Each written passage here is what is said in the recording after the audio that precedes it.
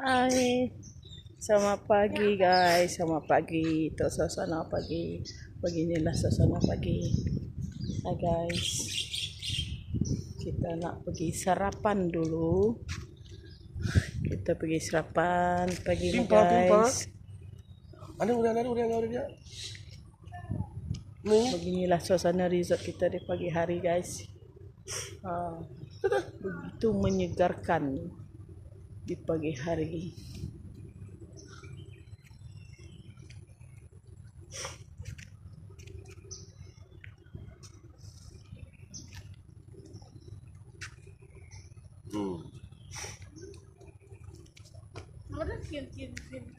Kita nanti tengok apa yang kita ada guys, sarapan pagi.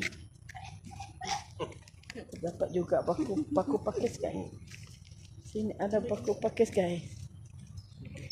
Sini ada paku guys.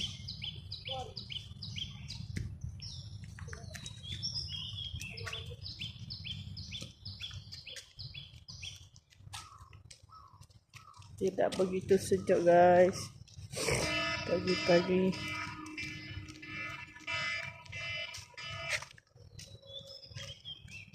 Inilah tempat kita guys. Ini adalah room kita. Bilik-bilik yang kita tinggal lah. Ini.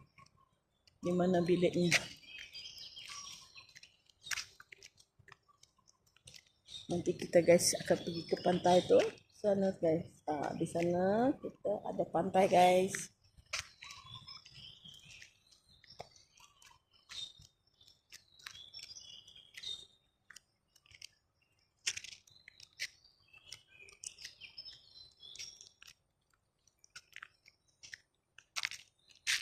Terasa sangat nyaman dan segar guys. Suasana kampung di Resort Club Med Cherating, Kuantan, Malaysia.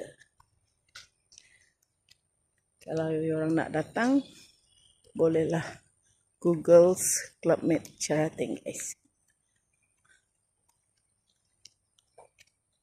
Di mana di situ terdapat banyak info guys. Ini macam daun pisang guys, tapi dia bukan pisang.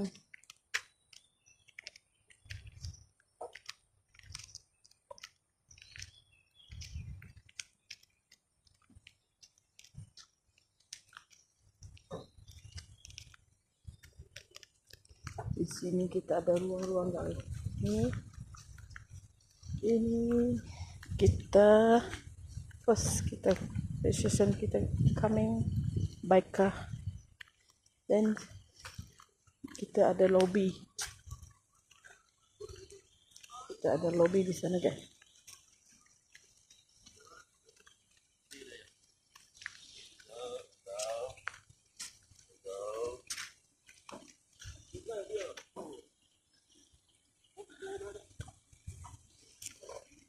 Very fresh.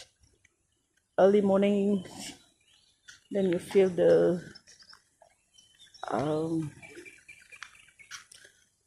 kita boleh rasakan pagi-pagi guys, sangat segar dia punya angin tu guys.